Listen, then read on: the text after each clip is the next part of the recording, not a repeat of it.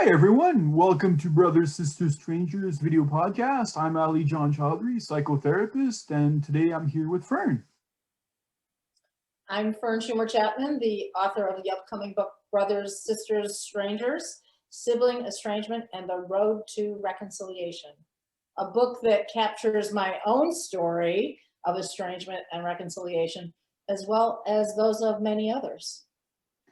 Thanks so much for being here again, Fern. This is great to have you here and to be able to partake in this conversation because this is, again, another important theme that we're doing today. This one is going to be called the Top 10 Lessons on Grieving and Bereavement.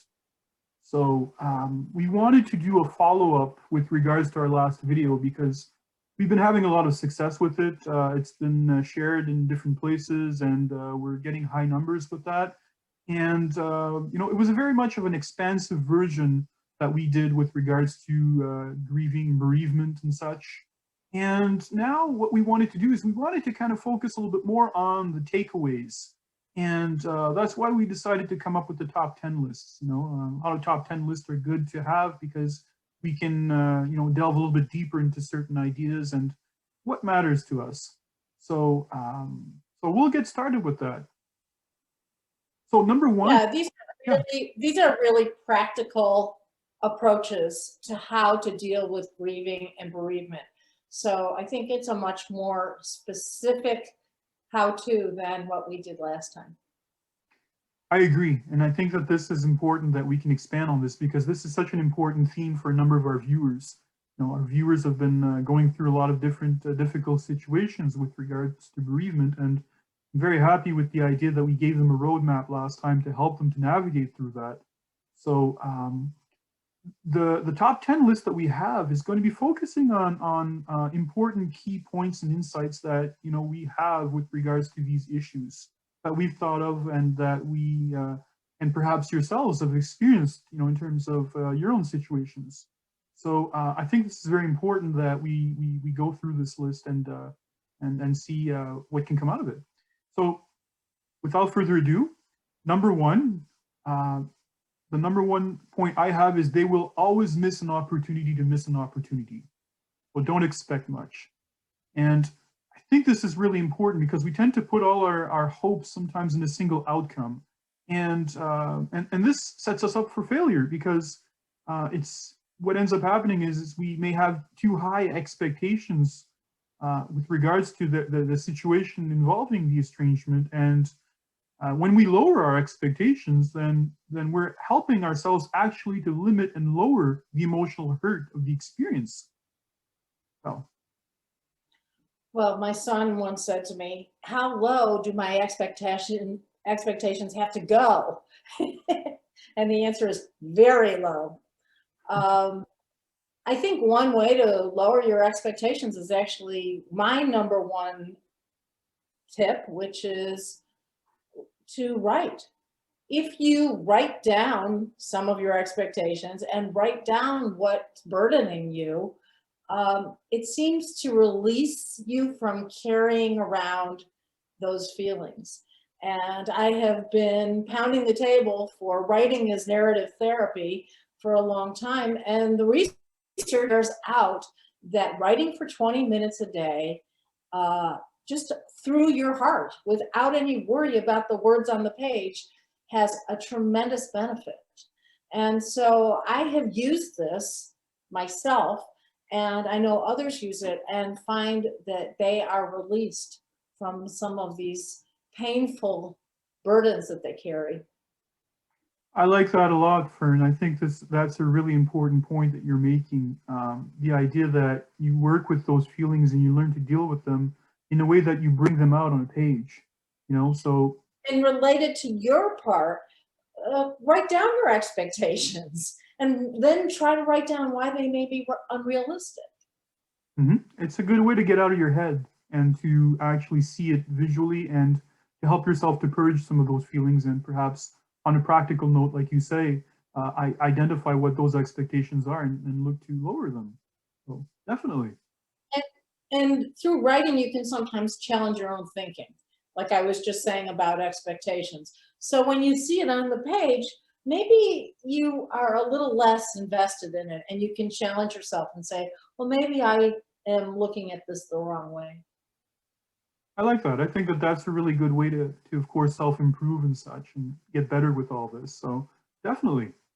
So number two, my number two is basically you won't get closer with them. It'll be as it was before. And I have a saying that's come to mind when we look at this, and it's the past is the greatest predictor of the future. So I just want to say, of course, I'm not a particular fan of the saying because it mainly implies that we can never change, right? And in this case, however, it's a wake-up call because, like the number one point I brought up, you know, it brings us to recognize that people don't typically wake up and see the errors of their ways. Instead, they're very often faithful to themselves, and they'll hold on to their positions as if their own lives will depend on them. You know, so when you start to say this, when you start to look at the fact that you won't get closer with them and it's going to be as it was before, it can be disheartening in the beginning, but also it can be very intensely liberating. And because what this does is after all this time, you know, you get to choose. You get to choose whether you want to work on yourself or give that power away to them. I think you have to be really careful with that one because you don't want to put yourself in a box. And I'm a great example of the exception to that rule. If the past were absolutely predictive of the future, then I would not have reconciled with my brother. And I think it's important to understand that you have to find your own place of balance and well-being, and you cannot let somebody else define that for you, but you also have to keep open slightly the possibility of change. And maybe that person might one day see things a little differently. And I agree that it's important that we work on this also. This is an important point. And so long as we don't give away all our power, right? And so long as we recognize that we want to self-improve, we want to get better, we want to, of course, make ourselves into better individuals, then we're not creating any issues with keeping, you know, that door slightly open. Well, my number two is that you shouldn't always personalize the estrangement. And my book, Brother, Sister, Strangers, is all about how I personalized it and then discovered the real reason for the estrangement. And it was nothing like how I had interpreted it. So I think it's really dangerous to rush to conclusions and to fill in the narrative as to why you are estranged without considering what's going on in their lives and what things you don't even know about that are going on in their lives. It could be something hidden. It could be an experience that you have no awareness of. And I think it's important to remember it may not be all about you. I like that too, because I think that, like you say, there may be bigger issues at play, and it's important that we recognize that, because that realization can also help us to reduce some contentious feelings that we can have. So it can help us to feel more in harmony with ourselves, given the situation. Yeah, and accepting and grieving the estrangement. Absolutely. So very interesting. So my number three is to cultivate relationships with those that want you. I think that that's an important one also, because let's be honest, there's plenty of families that are not close in today's society, right? I mean, it's not like it was before. And at the same time, you know, there's plenty of people around us that, you know, are looking for a friend. And I always like to suggest to people, you know, if you want that friendship, then be the friend that you would hope to have towards others. So again, it's how do we meet people? And there can be a variety of different ways. You know, typically volunteer work is good because it's positive and you're focusing on other people around you, and it's likely that you may meet others of like mind.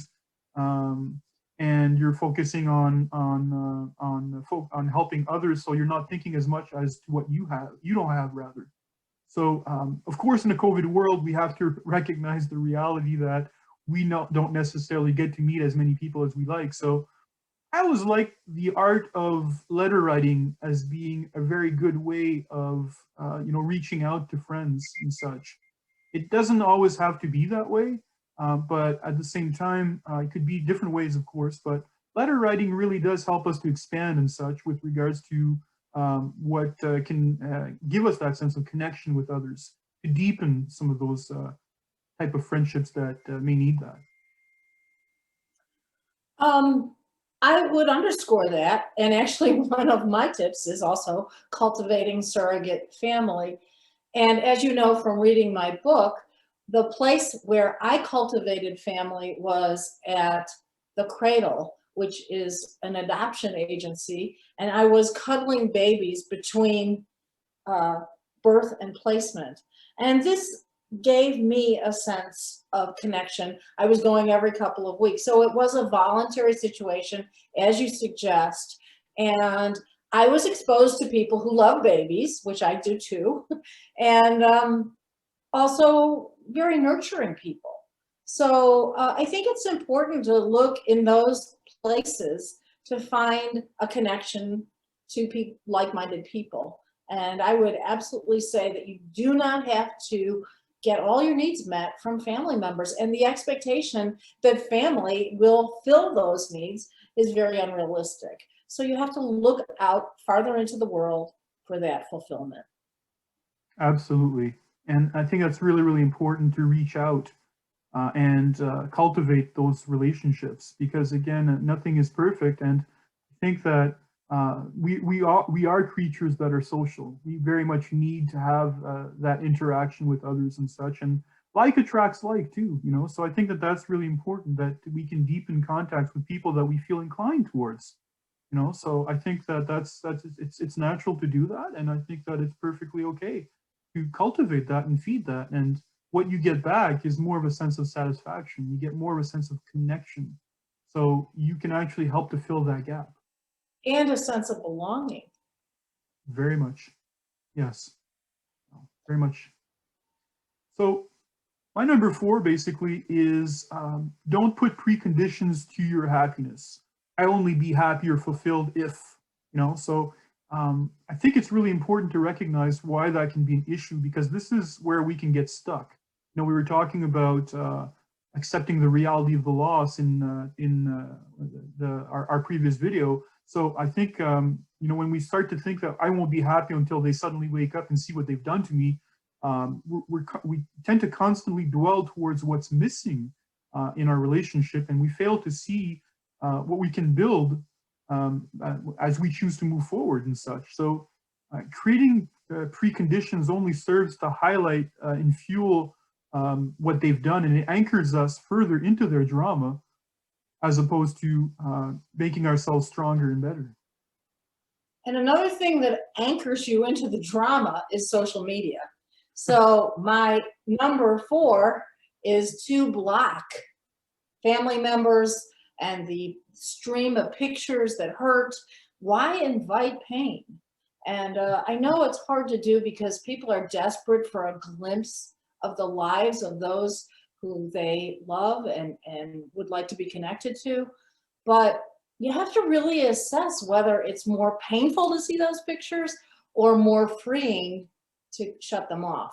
And that's an individual choice. But I think the tendency is to get very hurt when you see the niece or nephew who you'll never meet. Yep.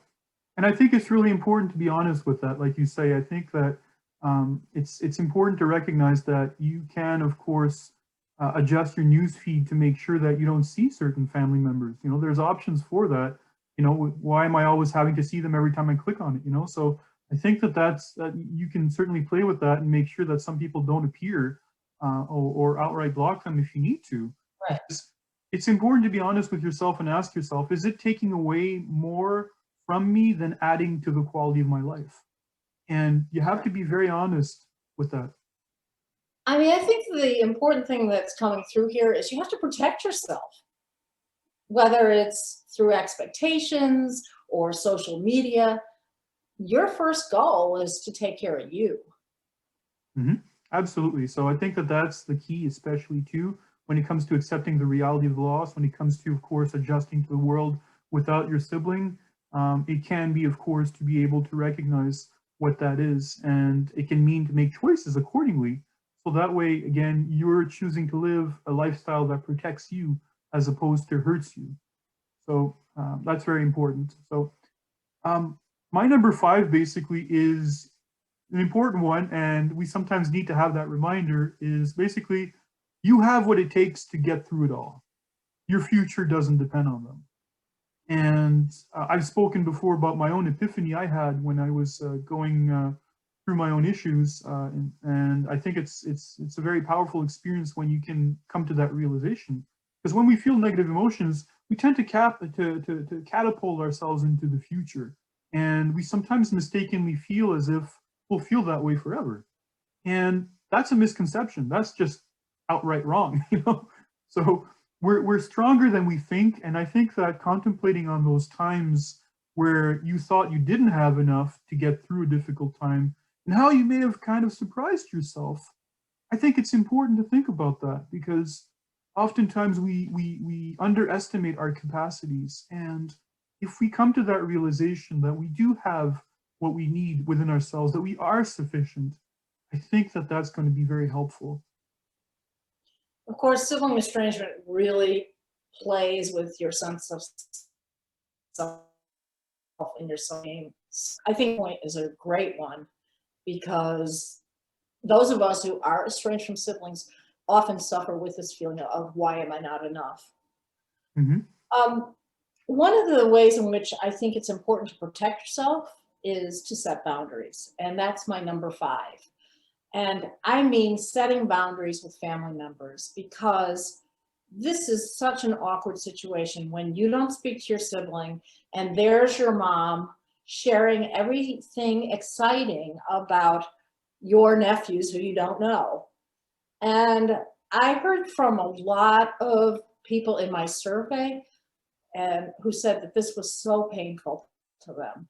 And I think it's important to explain to your loved ones who you do have contact with that you really cannot bear to be exposed to information or anything about that sibling and his or her children, because it's just too painful.